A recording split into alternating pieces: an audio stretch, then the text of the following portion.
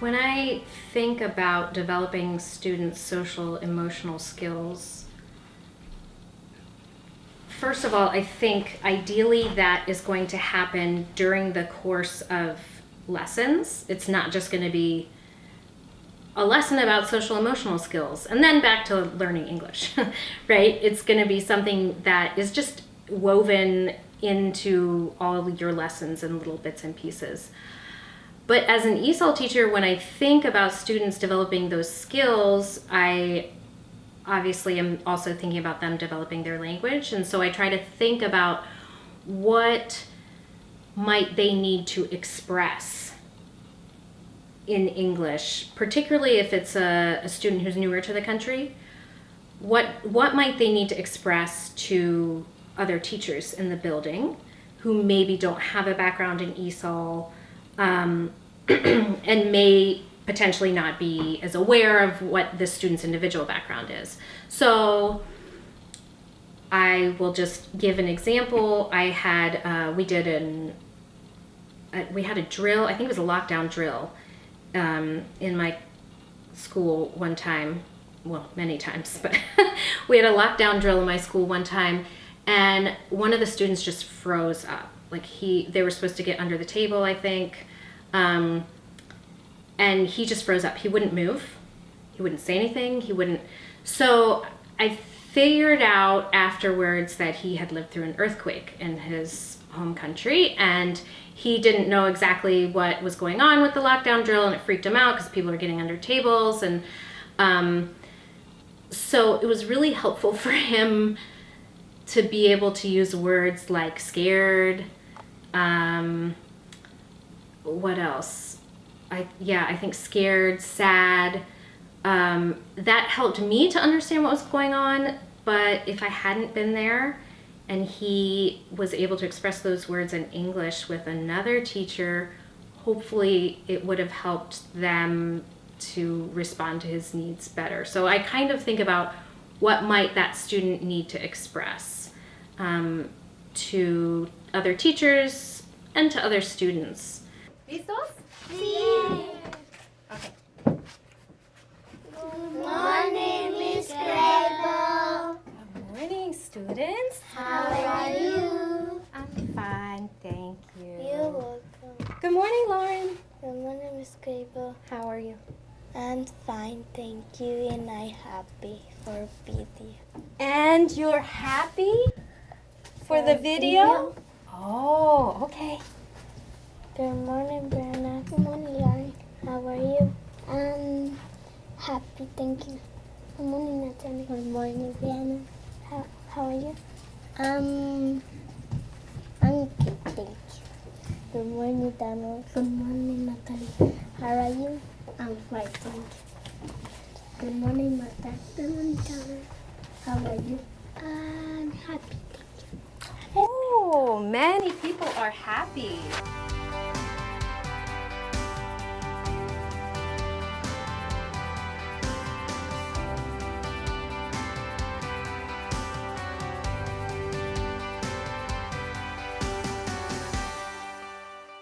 What is the actual importance of teaching the science versus giving them the skills to survive in our world? I know I need to follow the curriculum. I know I need to teach them about this topic, but also how can I intertwine real life skills with this? And doing group projects and project-based learning has definitely helped with that, and putting them into teams and giving them roles of leadership, and ever-changing roles too, because it's not just, okay, you're the captain for the whole year.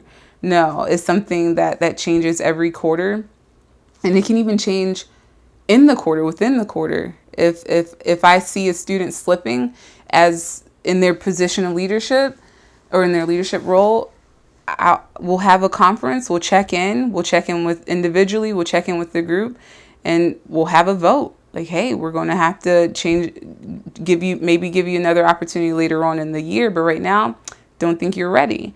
And most of the time that really helps, get them back in line. I need to do this, and this in order to get my role back. And we take pictures every quarter of the captains and of the co-captains and of people who have stepped up in other ways, like the most helpful, somebody who reaches out the most.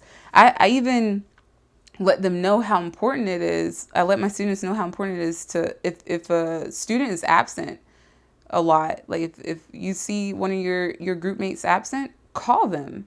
Like, I know my responsibility, I have to call home, but also you have their number, call them, check on them, see what's going on.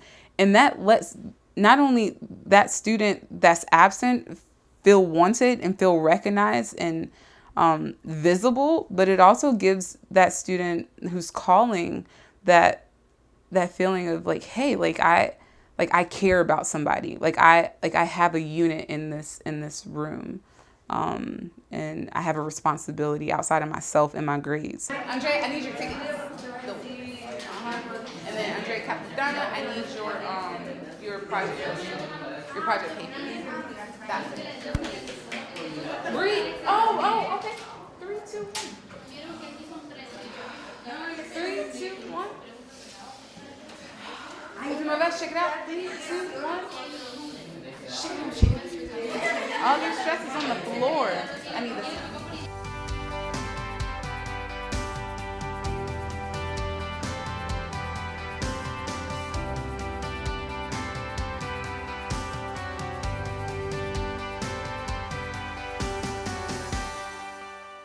So focusing on social emotional learning is a foundational part of teaching ESOL students. If you don't start with the social emotional learning, then you're going to lose time later in the content. So I found that focusing on social emotional learning, community building, relationship skills, self-management, and responsible decisions are the main things that I focus on. And these seem to lower the affective filter for students to participate in class, and I have more success in class when I focus on these things. So community building is essential. The students need to feel safe. So we often do activities that are more fun, or it doesn't necessarily look like content. It's a circle where we have a circle where we have different things on the corners of the room, and students have to run to the other side of the room to whether they agree or disagree with something, or the thing that they like or dislike. We'll do like rotating talking circles, like a wagon wheel, these kind of activities, so that they feel like they're safe and have a voice. But we also grade them. We have a rubric for things like relationship skills and self-management, for what it looks like. So we teach them and talk about what it looks like when you are not handling yourself well, when you're feeling really angry, or you're feeling really all over the place and you want to punch a wall, and we teach them how to respond to that based off of the rubric, and what it looks like, what a person who is really not happy with their partner looks like. I think as seen in the lesson of, no, why am I with this partner? So we teach them what that looks like, and then they can advocate for themselves when they're having a conflict with a partner, or they're not handling themselves well in class. Like, we can have that discussion. This does not always go magically at first. I mean, it takes a long time. It's social emotional learning can be, it's a skill that you have to develop as a teacher, and I'm still working on it, and it takes time. But I've noticed the more I do it, the better I get at it. And there is always a part that's uncomfortable, especially teaching students self-management. Students, and our population, especially the ESOL students, there's a lot of trauma. So there's a lot of work avoidance. There can be butting heads. There's trouble with authority figures. And you just learn to have patience, teach students to express that. And I've had some moments where kids have butted heads with me, and we've just had many days where they had to leave the room, and then eventually they realize they're safe in the room. So it's not easy. It's always a process throughout the year of kind of give and take with your students, and showing them how to handle their emotions as teenagers and as students carrying some trauma.